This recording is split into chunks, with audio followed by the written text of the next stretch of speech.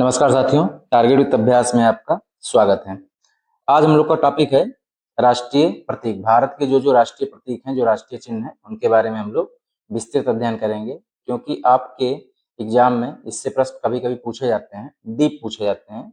General तो सबको पता होता है, सामान्य जानकारी, ठीक है ना। तो हम लोग अध्ययन करेंगे डीप, जो आपके पॉइंट ऑफ व्यू से एक एग्जाम में इम्पोर्टेंट है, ठीक है ना। चलिए, पहला हम लोग का है राष्ट्रीय ध्वज। सभी को पता होगा राष्ट्रीय ध्वज हम लोग का तिरंगा है। जो ये राष्ट्रीय ध्वज तिरंगा है, ये आपका इसको स्वीकृति जो है संविधान सभा ने 22 जुलाई 1947 को राष्ट्रीय ध्वज के रूप में स्वीकार किया गया था। ठीक, अब आपके मन में ख्याल आता होगा, जो ये तिरंगा है 3 रंग का, जो बीच में चक्र बना हुआ है, इसको डिजाइन किसने किया है। आपके प्रश्न एग्जाम में पूछा जाता है कि इसका डिजाइन या इसको अंगीकार किसने किया है, बनाया किसने है, अभिकलन। तो इसके हैं पिंगली वेंकैया, ठीक है ना। इन्होंने इसको बनाया था। बनाने का मतलब इसकी जो लंबाई है ये 3 होगी और ये 2 होगा, तो 3:2 के रेशियो में ही होगा ये, ठीक है ना। इससे कम ज्यादा नहीं होगा, लंबाई घटा नहीं सकते, चौड़ाई बढ़ा नहीं सकते, यही अनुपात में आपका तिरंगा होगा। ठीक, ये मानक तय किया गया है, इसी को अपनाया गया है।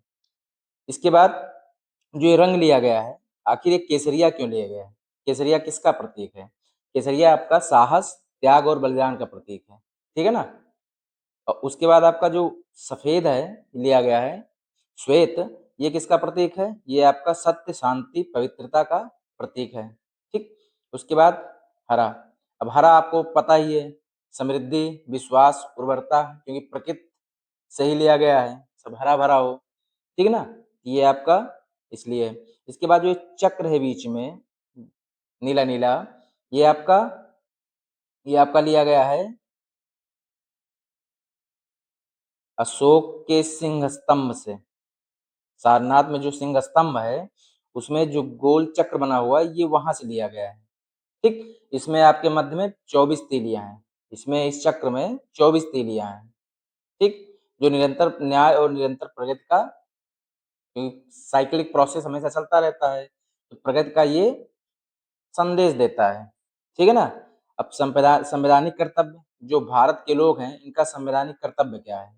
इसको अनुच्छेद के 51A, जो मौलिक कर्तव्य हैं, उनमें कहा गया है, उसके तहत संविधान व राष्ट्रगान का आदर प्रत्येक नागरिक का मौलिक कर्तव्य है, ठीक है ना। कि प्रत्येक नागरिक को हमारे राष्ट्रीय ध्वज का सम्मान करना चाहिए, ठीक है ना। अब इसके बाद आइए, हम लोग का दूसरा है, ये आपका स्टेट एम्बलम, राष्ट्रीय राज चिन्ह है। ठीक, जो सरकारी, भारत सरकार के जितने भी क्या नाम है, जो ऑफिशियल वर्क होते हैं, उसमें इसी चिन्ह का प्रयोग होता है। ठीक, इसमें 4 शेर हैं, इसमें स्तंभ जो ऊपर है, इसमें 4 शेर हैं, जिनका 3 मुख हम लोग को दिखता है, पीछे वाला हिस्सा नहीं दिखता है। और इस पे भारत सरकार द्वारा इसका जो स्वीकृति कब हुई, 26 जनवरी 1950 को, गणतंत्र दिवस जो हम लोग का मनाया जाता है 26 जनवरी को, उसी दिन, जिस दिन संविधान इसको अपनाया गया। ठीक, इसकी संरचना अगर देखा जाए, वैसे जैसा मैंने अभी बताया, इस पे 4 सिंह का मुख है, 4 सिंह बने हुए हैं, जिन पे 3 दिखता है, एक पीछे हम लोग को नहीं दिखता है। ठीक, इस पे जो अंकित पशु है, इस पे आपका 4 पशु अंकित हैं। एक आपका घोड़ा है, दूसरा बैल है, सिंह है, ठीक है। उसके बाद एक हाथी है। उसके बाद इसका जो आदर्श वाक्य है, जो सत्यमेव जयते, ठीक है ना, सत्यमेव जयते जो आदर्श वाक्य है इस हम लोग भारत सरकार का, ये कहाँ से लिया गया है, ये उपनिषद से लिया गया है। कौन से उपनिषद, मुंडकोपनिषद, मुंडको उपनिषद से लिया गया है, ठीक है। अब हमारा तीसरा है राष्ट्रीय गान और आपका राष्ट्र गीत। अब राष्ट्रीय गान सबको पता है, हम लोग का जन गण मन, ठीक है ना। क्या है, जन गण मन। अब इसकी रचना किसने की है, इसकी रचना क्या कहते हैं, गुरुदेव रविन्द्रनाथ टैगोर ने की है। ठीक, रविन्द्रनाथ टैगोर, मूल रूप से बांग्ला में ही लिखी थी, बाद में इसका हिंदी में अनुवाद किया गया। प्रथम गायन इसका कब हुआ, प्रथम गायन इसका हुआ जो कांग्रेस का जो भारतीय कांग्रेस थी, इसके 26वां अधिवेशन जो हुआ था कहाँ पे, कलकत्ता में हुआ था, ठीक है ना, जिसकी अध्यक्षता किसने की थी, पंडित बिशन नारायण धर ने, ठीक। तो ये प्रथम बार गायन हुआ था 27 दिसंबर 1911 को, ठीक है। किसने गाया था, रविन्द्रनाथ टैगोर ने। ये इंपॉर्टेंट फैक्ट है, इससे प्रश्न आपके एग्जाम में पूछे जाते हैं। चलिए, अब ये अंगीकृत कब किया गया था, मतलब स्वीकार कब किया गया था, ये संविधान सभा द्वारा 24 जनवरी 1950 को ये स्वीकार किया गया था कि हमारा राष्ट्रगान क्या होगा, जनगण मन होगा। अब इसके कुछ नियम है, इसकी गायन अवधि, जो हम लोग जनगण मन गाते हैं, इसकी एक गायन अवधि होती है, कितने, पूरा गाना गाएंगे कितना, 52 सेकंड में, ठीक। और इसका संक्षिप्त भी होता है, अगर संक्षिप्त काल में अगर गाना हो तो वो 20 सेकंड का होगा, ठीक है ना, 20 सेकंड का। इसमें क्या कहते हैं, पहली पंक्ति और अंतिम पंक्ति पंक्ति का ही गायन हम लोग करेंगे, ठीक। इसके बाद आपका हो गया राष्ट्रीय गीत। इसकी रचयिता किसने, इसके रचयिता है आपके बंकिम चंद्र चट्टोपाध्याय, ठीक। इनका उपन्यास था कौन सा, आनंद मठ, जो प्रकाशित हुआ था 1882 में, उसी से ये लिया गया है। इसको संगीतबद्ध जो क्या कहते हैं आपके रविन्द्रनाथ टैगोर जी ने ही किया है, ठीक। प्रथम गायन कब हुआ था, 1896 के, कांग्रेस के 12वां अधिवेशन था, कांग्रेस का ये 12वां अधिवेशन था, कहाँ पे हुआ था, कलकत्ता में। अब एक बार देखिए, आपको रटना होगा, याद करना होगा, आसानी होगी। राष्ट्रगान और राष्ट्रगीत पहली बार गायन कहाँ हुआ था, कलकत्ता में ही, और दोनों बार हुआ था कांग्रेस के कलकत्ता अधिवेशन में ही। राष्ट्रगान का अधिवेशन हुआ था आपका कलकत्ता में, 26वां अधिवेशन था, और ये वंदे मातरम ये आपका 1896 में, ये भी कलकत्ता में हुआ था, ये 12वां अधिवेशन था, ठीक। उस समय अध्यक्ष कौन थे इसके, रहमतुल्लाह एम सयानी, ठीक। इसको स्वीकार कब किया गया भारत सरकार द्वारा, भारत द्वारा संविधान सभा द्वारा कब, 24 जनवरी 1950 को राष्ट्रगान के समान दर्जा देते हुए स्वीकार किया गया था, ठीक है ना। ये हमारे क्या हो गए आपके राष्ट्रीय गीत।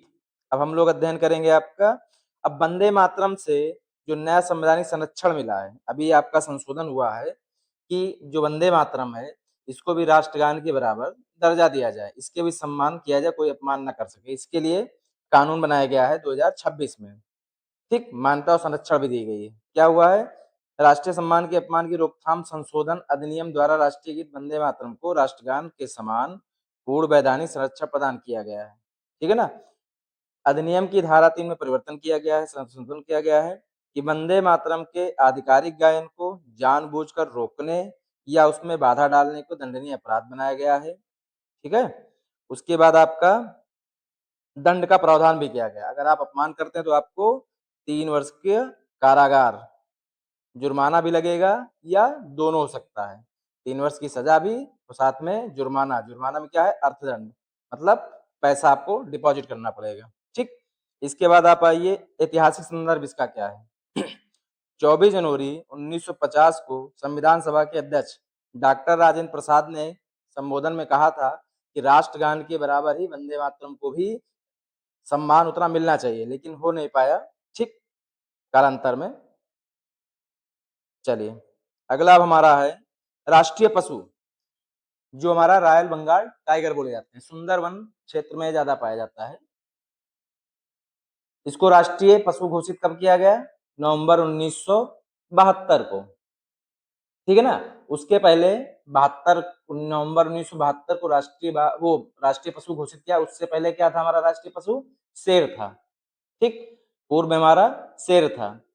अब ये इसको घोषित क्यों किया गया, क्योंकि ये विलुप्त के कगार पे थे, ठीक।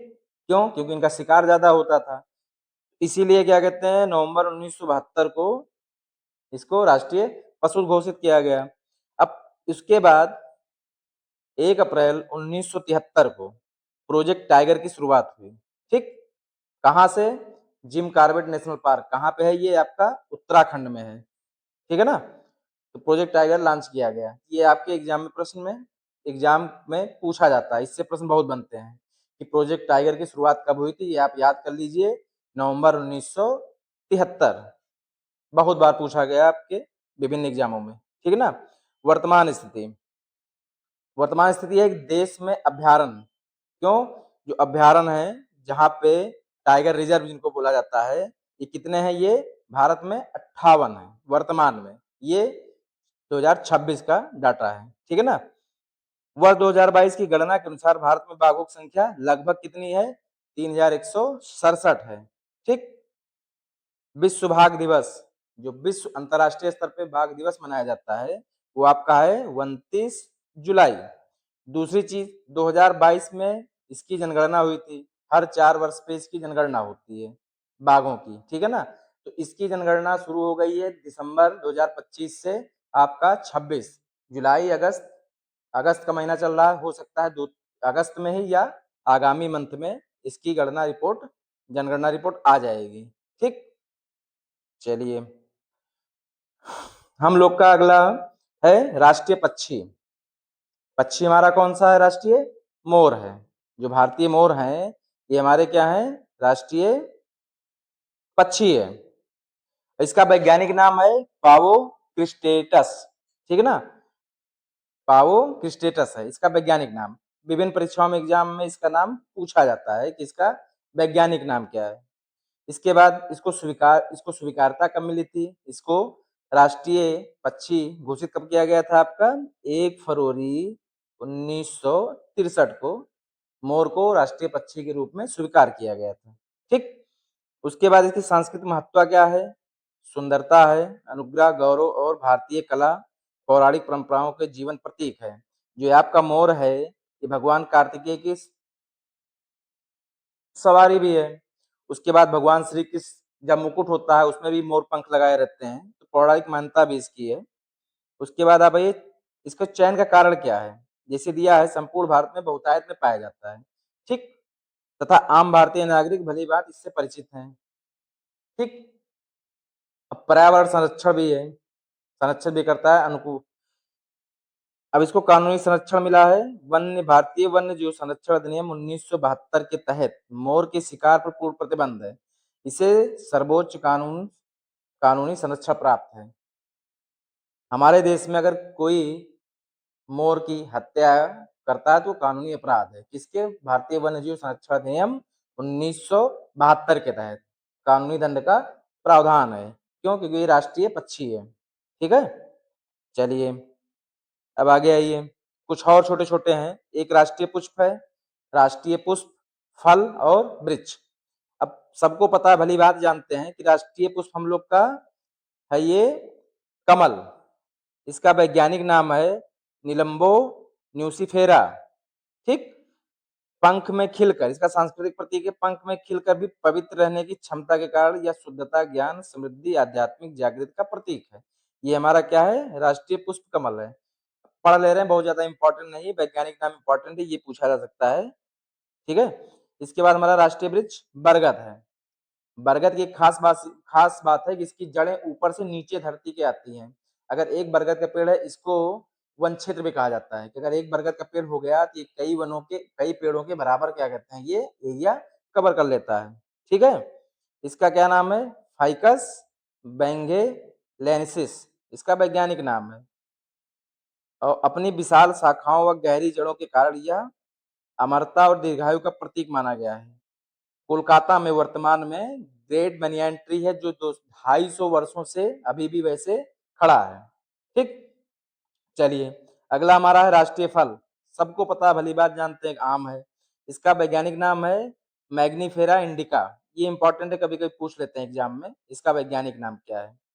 अब प्रसिद्धि क्या है इसकी, भारत में इसे फलों का राजा कहा जाता है, इसको संज्ञा दी जाती है क्योंकि बहुतायत में पाया जाता है।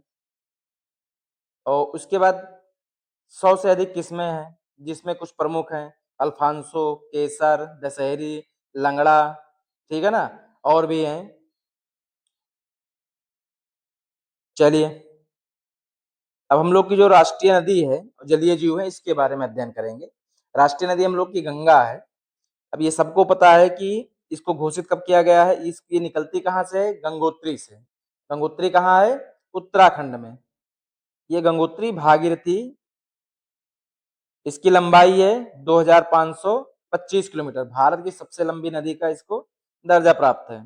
इसकी घोषणा कब हुई थी?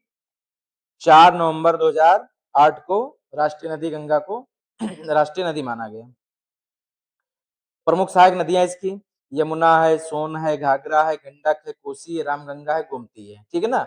इसकी सबसे लंबी सहायक नदी कौन सी है आपकी? यमुना नदी है। ये कभी कभी एग्जाम में पूछा जाता है। अगर आप उत्तर प्रदेश की परीक्षाओं कोई भी परीक्षा दे रहे हैं तो उसमें प्रश्न ये पूछ लेते हैं कि गंगा की सबसे बड़ी सहायक नदी कौन सी है? यमुना है। अब इसका संरक्षण अभियान चलाया गया था। कब? गंगा स्वच्छता व पुनरुद्धार हेतु वर्ष 2014 में स्टार्ट किए नमामि गंगे परियोजना की शुरुआत की गई है। हर बजट में कुछ ना कुछ पैसे सेंक्शन किए जाते हैं गंगा को शुद्धिकरण निर्मलीकरण करने के लिए। ठीक, लेकिन वैसा का वैसा ही है। ये हम लोग के यहाँ नदी पूजी जाती है, तब कितनी गंदगी, नदी सबसे ज्यादा गंदी है। बाकी विदेशों में देख लीजिए जहाँ नदी पूजी नहीं जाती है वहां नदियां साफ है, एकदम साफ है। तो इसका सबसे बड़ा कारण ये है कि सरकार प्लस जनता यहाँ की, ये दोनों लोग इसके जिम्मेदार हैं। दोनों लोग अगर सजग हो जाते हैं तो नदी हमारी एकदम साफ और सुथरी हो जाएगी। ठीक, चलिए। अब हमारा जो है राष्ट्रीय जलीय जीव क्या है? गंगा डॉल्फिन है। एक गंगा नदी, गंगा डॉल्फिन नाम दिया कि वो गंगा नदी में बहुतायत में पाई जाती है। इसको 5 अक्टूबर 2009 को जलीय जीव घोषित किया गया है। ठीक है। डॉल्फिन की विशेषता, स्थानीय नाम इसको सुसु बोलते हैं। ये आपकी परीक्षाओं में पूछा गया है, यूपी के एक दो एग्जामों में पूछा गया है, यूपी ट्रिपल सी द्वारा आयोजित परीक्षाओं में भी पूछा गया है। इंपॉर्टेंट क्वेश्चन है, आगामी यूपी पेट का एग्जाम है उसमें पूछने की संभावना भी अधिक है। ठीक, या केवल स्वच्छ पानी में रहती है, जीवित रहती है, या दृष्टिहीन होती है, मतलब इसमें देखने की क्षमता नहीं होती है, तथा अल्ट्रासोनिक ध्वनि तरंगों से रास्ता खोजती है। जब इसमें आंखें नहीं है, देख सकती नहीं है, तो किसी ना किसी तरंग के माध्यम से ये आगे बढ़ेंगी। चलिए आगे देखते हैं।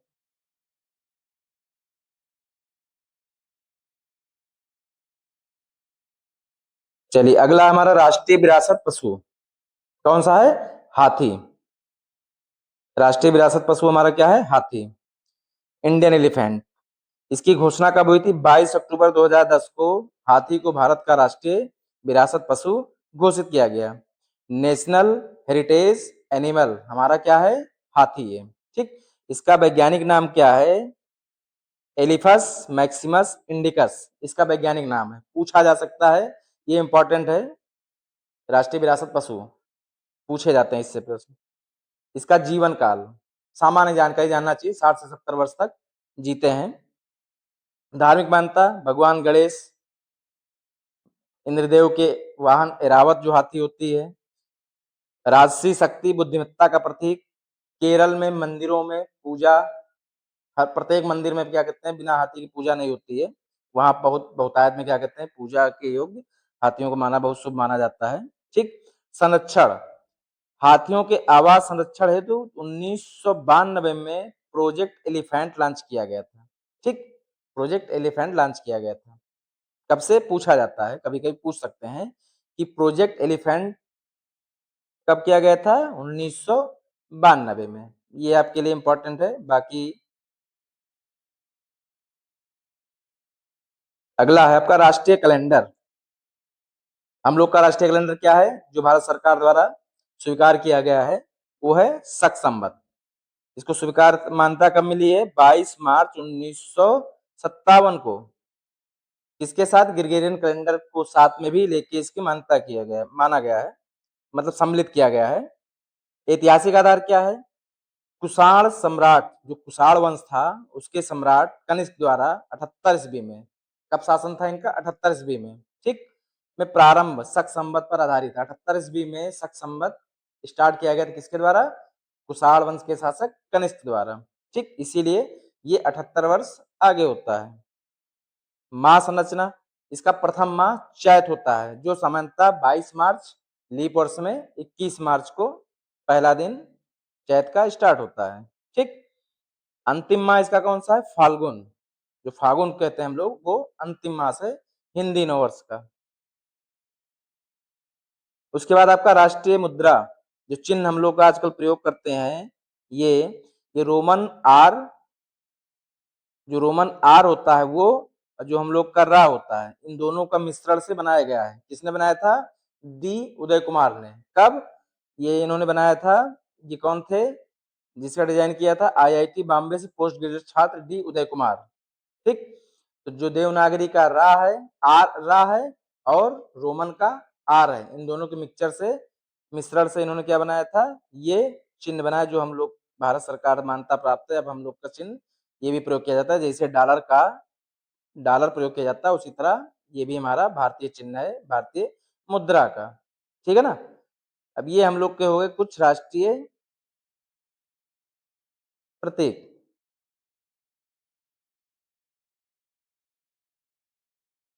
चलिए, ये जितने भी हमने राष्ट्रीय प्रतीक, राष्ट्रीय चिन्ह, जितने चीजें आपको बताई, ये आपके इम्पोर्टेंट टॉपिक हैं, नॉलेज के लिए भी। अब आपकी परीक्षाओं में पूछे भी जाते हैं। अगर कोई चीज, कोई भी बात अगर आपको पूछनी है, या किस टॉपिक पे आपको वीडियो चाहिए, तो आप लोग कमेंट बॉक्स में मैसेज कर सकते हैं। अगला वीडियो उसी का आप लोग के लिए बनाया जाएगा। पढ़ते रहिए। ठीक, अंत तक मेरा वीडियो देखने के लिए आप सभी का धन्यवाद।